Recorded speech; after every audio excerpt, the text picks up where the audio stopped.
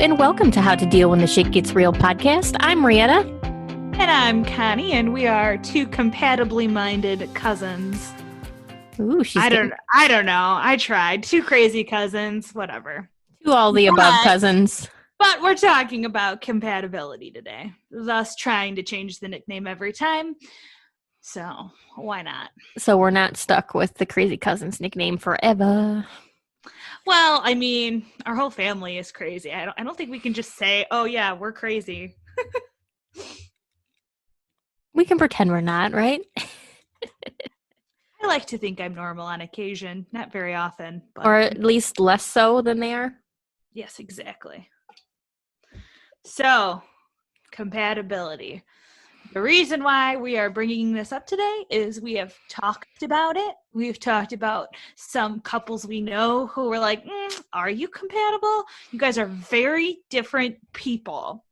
So, what is compatibility? My first gut reaction was that it's basically, do you have enough things in common and enough things not in common? Like, it has to be the correct balance of commonality and not so much.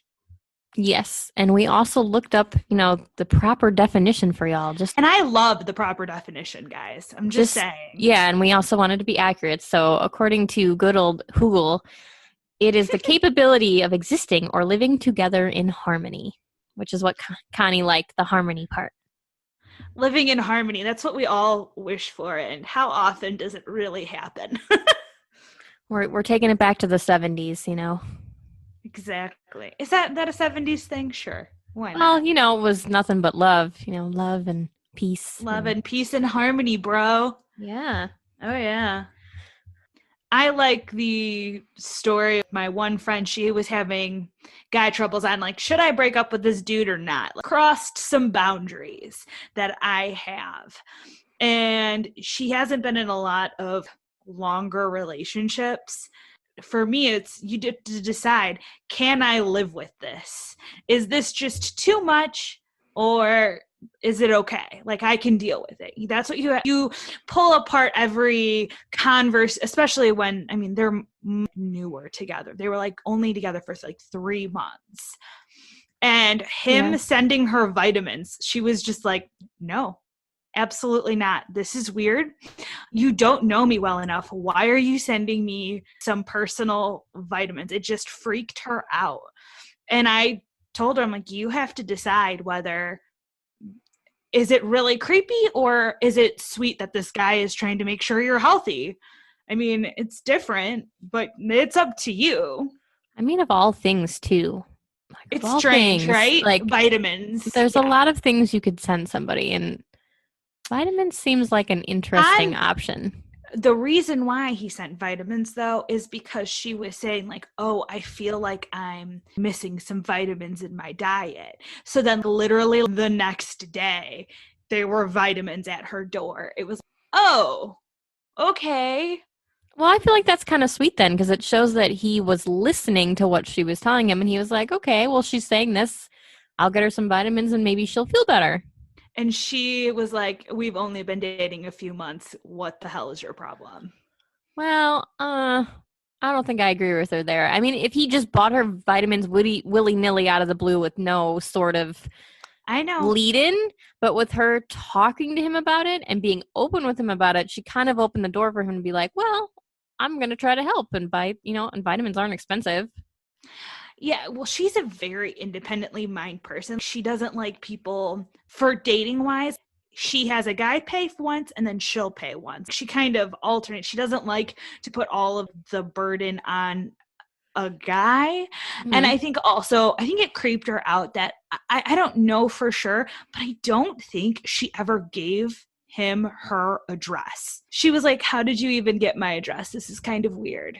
Oh, well, then that is a little creepy. I would think after 3 months, though. Story, though. Yeah, well, yeah, of course. You don't know the full story. And I would think after 3 months that he would probably know where she lives. Well, it was only, he sent the vitamins within the first or second month. In her mind, it was that. Plus, he was very overwhelming. Well, yeah, Like the that's need for attention, because she's not an attention person. She's like, no, no, please give me space. I've been single for too long and I like doing things the way I do things. that's not only just on him though, that's on her, and that goes back to compatibility, like they're going to work out or not, which is what one reason I think things have changed. People used to always get married before they lived together, and I feel like people are kind of changing it and living together before they get married to see if they truly are fully compatible before Mm-hmm. getting married. And I think that helps, in my opinion. I don't know. I don't know if I don't look the divorce rates up. I don't know if they've gone up or gone down since my generation has started getting married or not. I think the divorce rate has gone down from the last that I've seen. People are getting married later, people are waiting, but yeah, I haven't looked it up recently, and Yeah. that's not even necessarily a good picture of accuracy. Compatibility. Yeah, Yeah. accuracy and compatibility. So I just know, if you think about like grandma's really proud that none of us have really lived together. I mean, not really before we got married. I mean, you and Tom kind of did. Yeah, but for the 100% did. But for the most part, her generation, that was never happening. I actually talked to her. When did I talk to her? Just a couple days ago. And she was telling me about one of our cousins that isn't married and how he called and told her that he is buying a house with his girlfriend. And that was her first comment. She's like, I don't know if they're getting married, but apparently they're buying a house. And this is just not a good idea. I mean, hey, But that's her more generation. power It's different. well, also, I think living together versus buying a place together and not getting married, I think those are two different animals. Also because true. because renting a place, you're renting. There's no fear of fiscal loss, but if you're not married and buying a house, whose name is it under? Because guess who's going to get the money if the house is sold and you guys don't work out? It's hard to like split up the Yeah. assets. Yeah, it gets a lot hairier, and the courts aren't going to help you because they're not going to try and pick apart a relationship to figure out who gets what. And I guess they're not only just buying a house together, they're having it built. It's being built for them. Damn. So, I mean, Well, no that judgments makes here, sense. to each their own. It just cracked me up that grandma was like, I don't know about this. I would have to say I don't know about this, but also that the person who called grandma, I mean, they don't share a lot of details. Yeah. Like we don't know if they've been living in an apartment. We don't know if they're planning on getting married. You know what I mean? Like, they True. could just be buying a house, getting it built, and then having a wedding. Or maybe they're just going to go off to Vegas because seriously, this person definitely would just go off to Vegas, get married, and be done. Yeah, or maybe they're just going to do the common law thing. They're just going to live with each other and be long-term boyfriend, girlfriend, or whatever you want to call it, and that's good enough for them because some people don't want to get married. And that's compatibility. You have to decide whether what you want and what the other person wants, and if that jives together or not. Yes. Like I could definitely see if you were a person who didn't want to be married and the other person did, like that could be a really large compatibility issue. Yes. As long as they're on the same page and they're fine buying a house and living together, then Good for them. good for them. Yeah.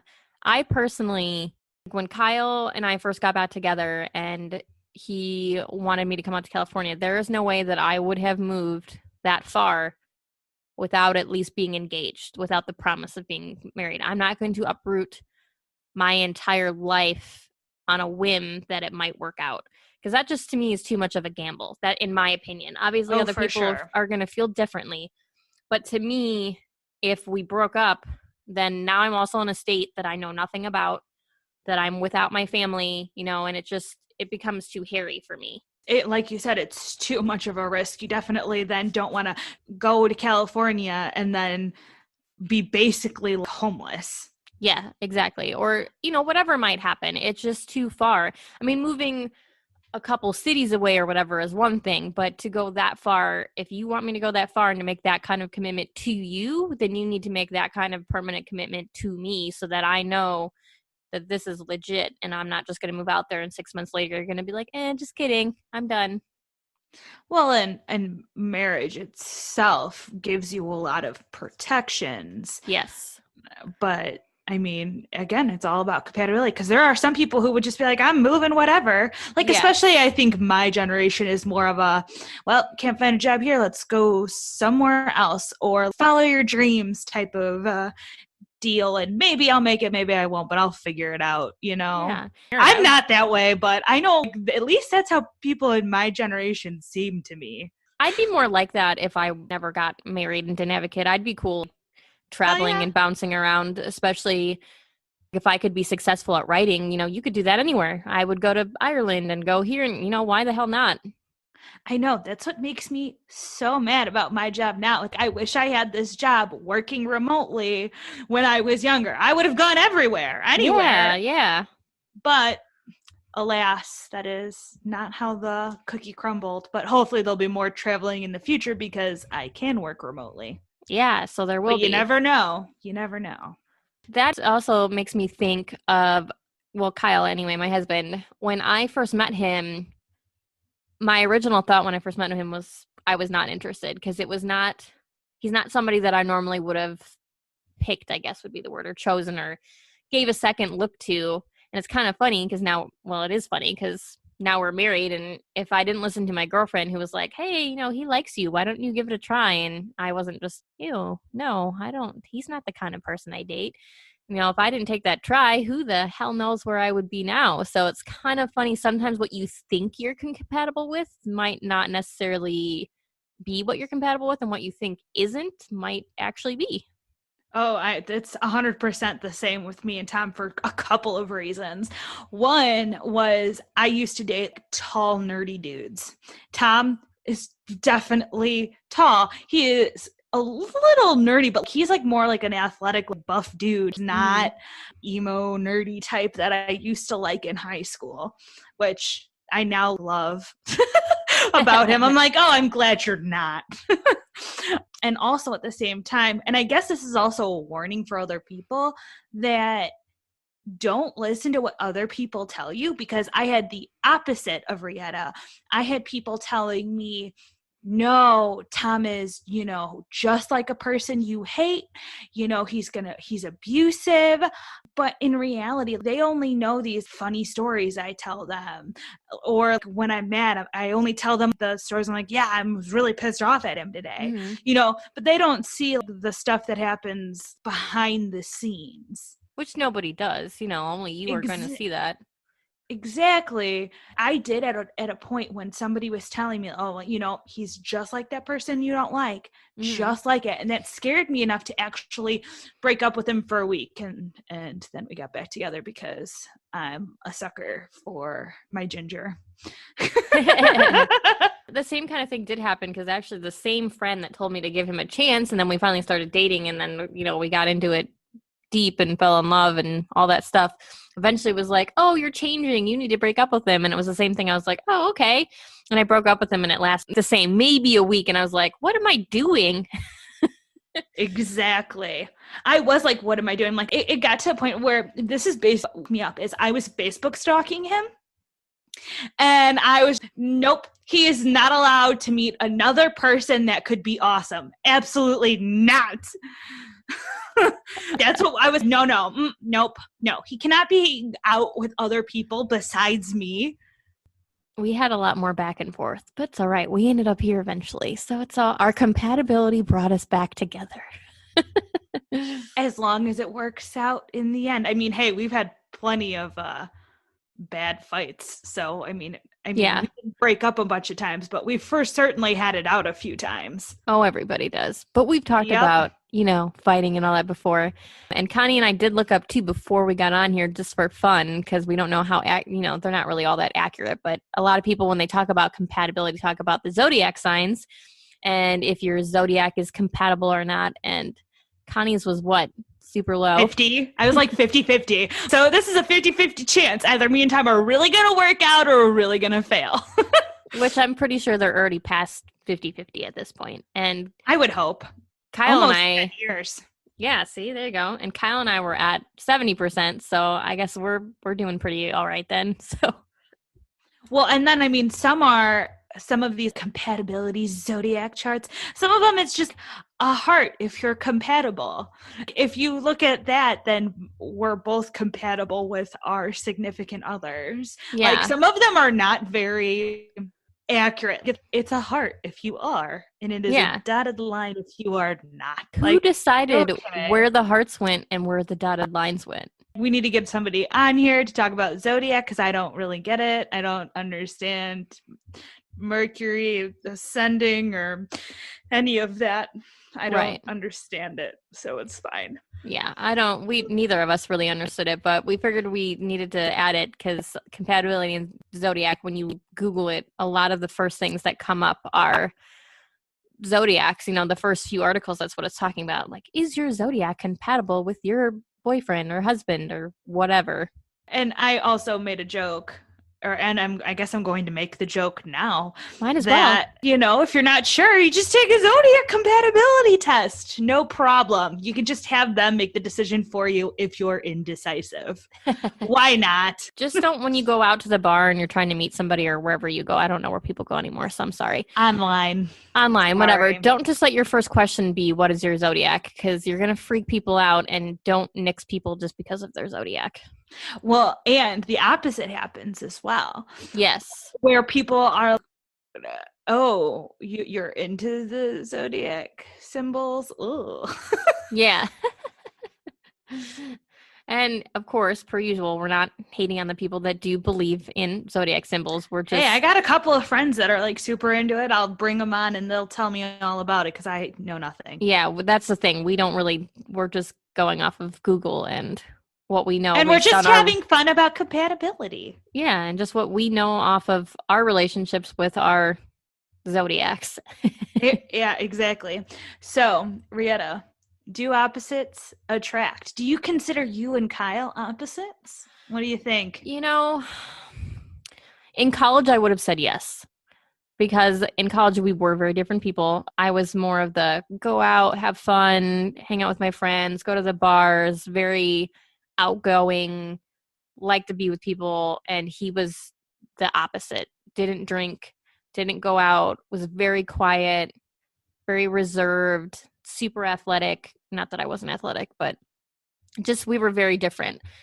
Now, I don't feel we're as different. We still, of course, have differences because nobody's ever going to be totally 100% the same. 100%. That would be creepy. Yeah, that would be very creepy. But I definitely think we do have a lot of similar likes. So I wouldn't necessarily call us opposites attract. I think that's why in college I was like, I can't date that guy.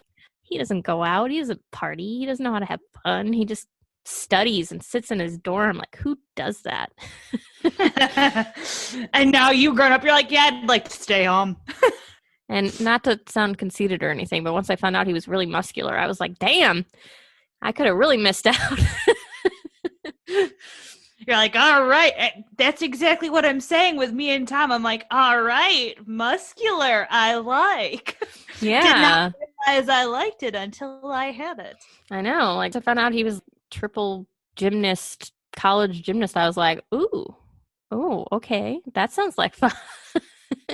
You look like fun. Hey. Hey, yeah. So I definitely think we're more compatible now. And actually, we probably were compatible then. It just seemed like on the surface, just going based off, I didn't really know him then. Just going based if I didn't really know, we felt like very big opposites. But when it came down to it, when we actually got to know each other, we're really pretty similar in a lot of ways. I mean, there's definitely things that I like. He makes fun of me all the time. I grew up on the south side of Chicago. Like, I like rap music. And if he gets in the car and the rap music's on, he's like, you're being your thug self today. Like, he's not about rap at all. I love it. I love that he's making fun of you for it, though. Oh, yeah. He makes fun of me hardcore. He's like, you're white, right? And I'm like, shut up. That doesn't have anything to do with it. I am Kyle, and that's Tom. Tom is definitely all about the rap. And I'm like, what are you doing? You're white. You know that, right? You should be listening. You want a big old truck. You're in a union. I believe you should be listening to country music. Your whole outfit, you're wearing plaid. You should be listening to country. This is a very interesting mix for me to see visual. I could go from country to rap, no problem, and like listen to both of them. So I could do everything. But So do anywho, I. I just are thought it was you funny. and Tom opposites? I think the same goes for me and Tom. We were very different when we first met, and we still are in some fundamental ways because we grew up in two different households. Yes, both middle class, but my parents were always telling me, you need a 4-year degree, you need a 4-year degree.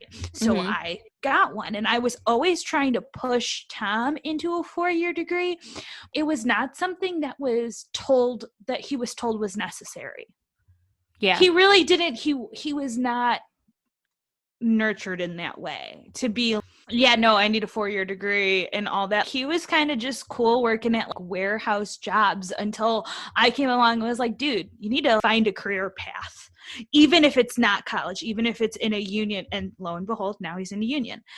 That was one to me when we were first dating. That was the bigger difference. And I know that's not a normal thing. You're like, what? You were considering yourself different? But it was, because he was just, I'm a high school dropout, I don't care. That's very different from a person who graduated from high school, went to college, got good grades, got a degree. Like, it's very different.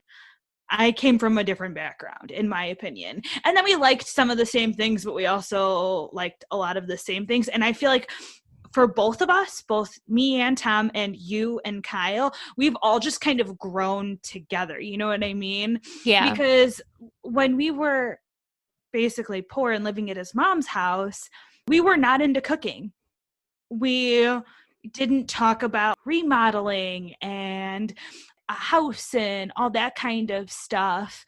But when we got our own kitchen, we cooked together now. You know, we've gotten more interests together as we've grown. Yeah. As people. And you're not just young out of college with stars in your eyes like, I'm going to get an amazing job and it's going to be great.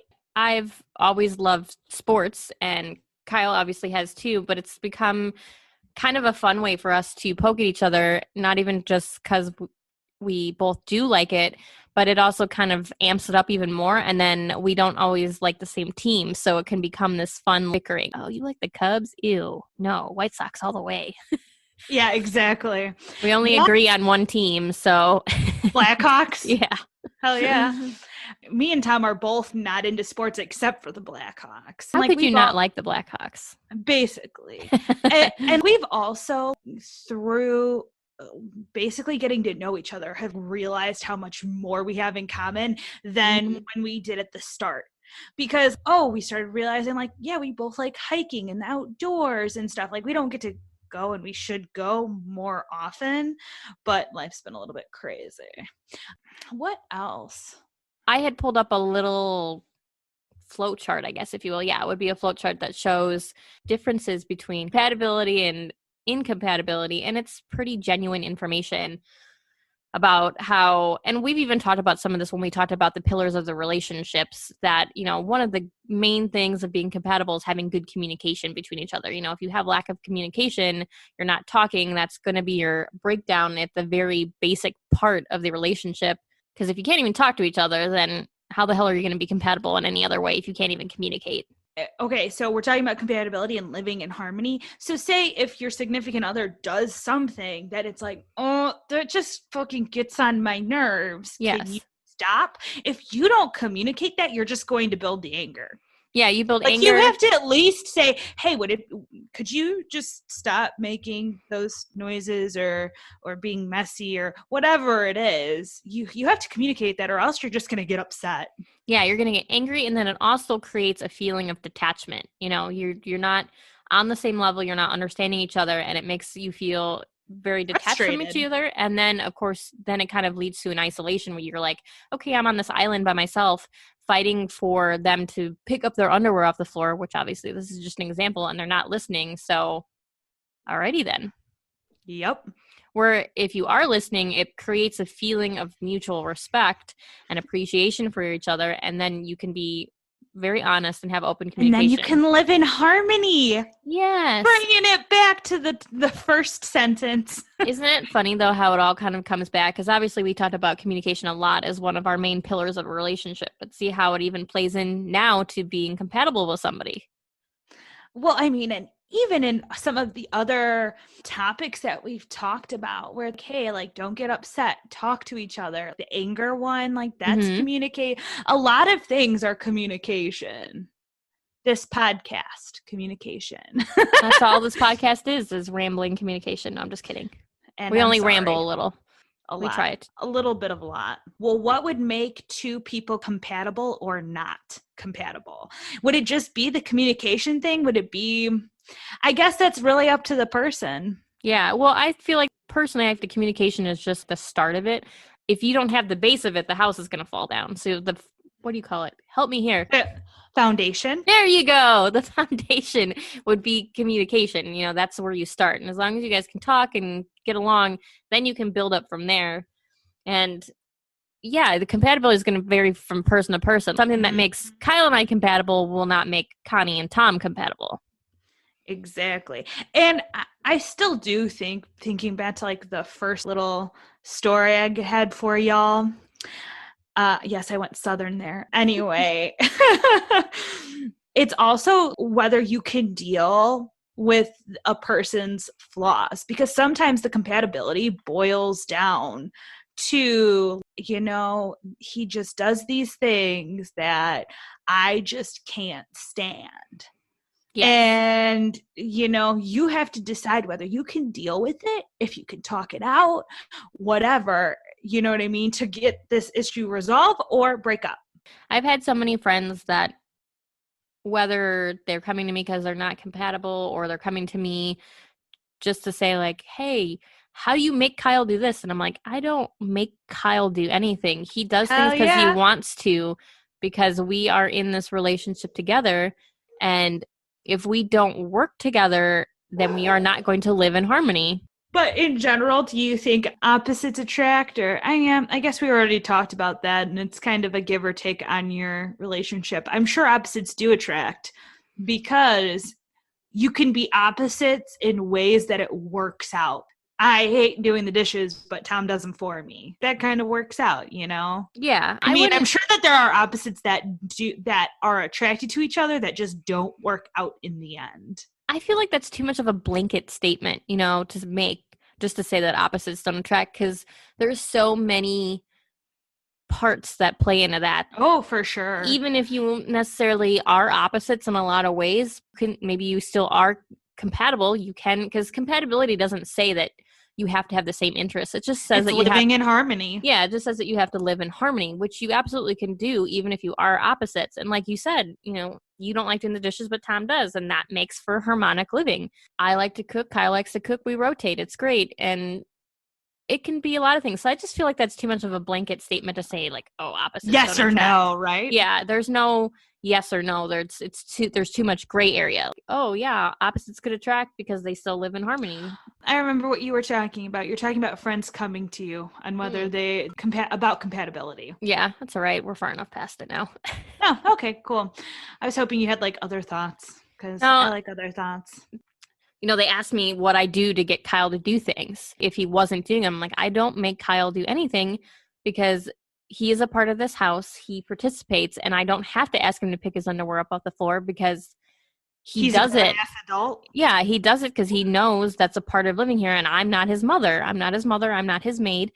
I'm not here to pick up after him. And that also shows a lack of communication or disrespect. I mean, one or the other, where the person either just doesn't care how you feel, or they don't know how you feel because you haven't said, or whatever. I mean, actually, there could be a lot of things of why they aren't doing it. Maybe they're lazy. Maybe they've overworked. I mean, who knows? But I don't make Kyle do anything. That was the only main point. He does what he wants to do as a part of this household for us to live in harmony. I actually had a friend, because so you know how on occasion, if anybody's ever gone to Tom's Instagram, when he vacuums, he then takes photos of the lines in the carpet, because he is all about it. And it is just like when he mows the grass, he takes pictures of the grass lines. Yeah, he loves lines. He's all about the clean lines. And anyway, I had somebody ask, how did you get him to vacuum? My significant other doesn't even know where the vacuum is. I was like, oh, no. Not only does he know how to vacuum, he says that the vacuum we got as a Christmas gift is his gift and that my mom likes him more. Oh my gosh. He's possessive over the vacuum. It is his vacuum. It is not our vacuum. It is his. See, and that's just another example of showing the differences of people. Tom likes to vacuum, but maybe somebody else doesn't. But instead of liking to vacuum, maybe they like doing the laundry. So it's different. I guess that's what advice I should have given that person. But I was just kind of listening to them bitch. Yeah. And really the advice should have been, well, find out the things that your partner likes to do for the household and have them do that. And you do the rest. Don't make them do anything because, that's why you're going to fight or the other person's going to be pissy. I have another friend that if she makes her significant other clean, he gets pissy. Yeah. Like, well, that's not any fun. Like, who wants to just live with a guy who's just pissed off all the time? That's for sure not fun. Yeah, and like I said previously, I don't make Kyle do anything. I'll ask him if I need help, if I need an extra set of hands or whatever, but I don't really have to ask him to do much because as a member of the household and because we've been married almost 10 years, we kind of know what each other needs. If I say I'm tired, he'll go, okay, I'll cook tonight. And I didn't even have to ask him. He just takes my cue of, oh, I'm tired. It's been a long day. I'm worn out. I just don't want to do anything. Then he'll take that as a cue of, okay, well, then I'll cook dinner tonight so you don't have to. And I don't have to be, you have to cook dinner. You're not in a mother-child relationship, a mother-maid relationship. You are two humans that can communicate with each other. And of course you can ask for help, but you never should have to tell somebody to do something like pick up your underwear, do this, take out the garbage. They should do that because they want to. Mm-hmm. And what Tom says to me all the time is that we're a partnership. This is not a dictatorship. Yes. Or anything like that. We are partners. So, for instance, and I always, goddamn, I'm lucky. When we're getting ready for parties or having people over, Tom does his share and he knows what he does. He knows that, he normally is like the vacuum guy. He vacuums everything. He straightens everything out. He'll spray some Febreze. He'll possibly clean the kitchen. It depends. We trade off on that one. I don't know. I just have heard from other friends bitching about like, oh yeah, I don't really like having people over because then I have to do all the cleaning and I don't get any help. I'm like, oh no. Tom is equally helping me prepare a house for guests. And I feel like that comes back to respect, which is also a part of compatibility and communication. When you marry somebody, it's because you have a mutual respect for each other. And when you're going to have a party, it's your guys' house.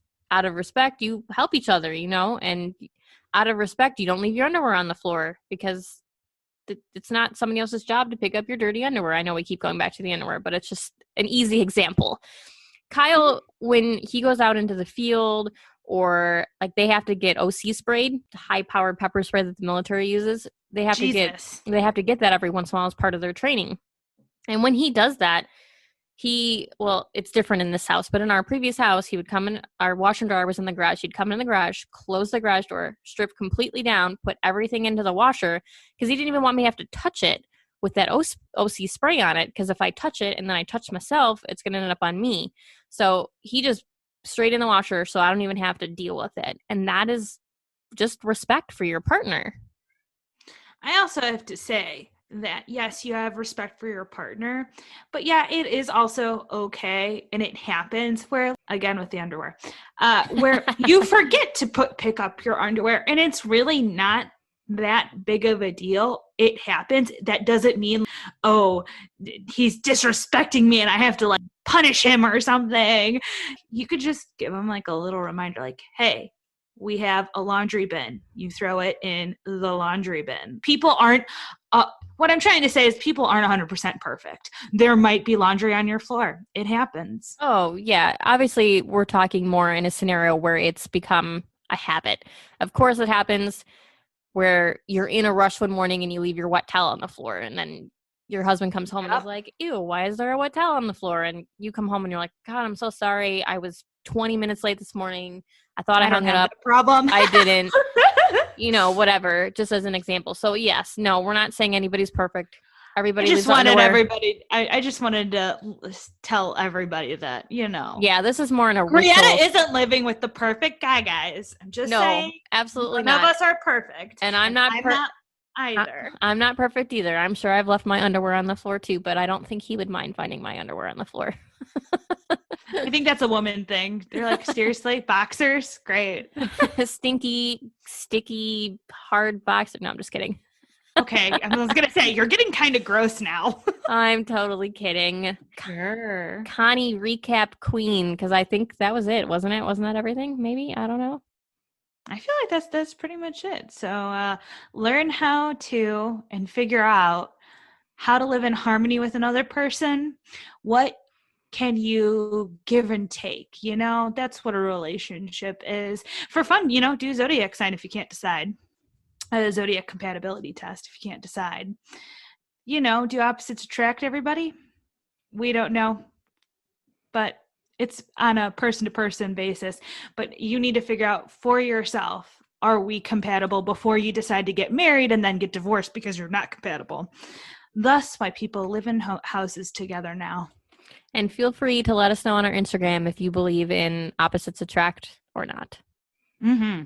We always love hearing back from you guys, so let us know. Yeah, we aren't here just to ramble. We want to hear what you have to say too. No, I'm totally here to ramble. I have nothing else to give. I am a talker. Which I'm pretty sure y'all have figured out by now. No! All right, well, thank you guys for tuning in. I'm Rietta. I'm Connie. And thank you for listening.